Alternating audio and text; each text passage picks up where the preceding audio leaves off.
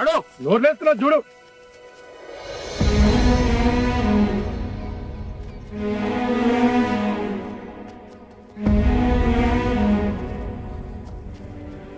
మామా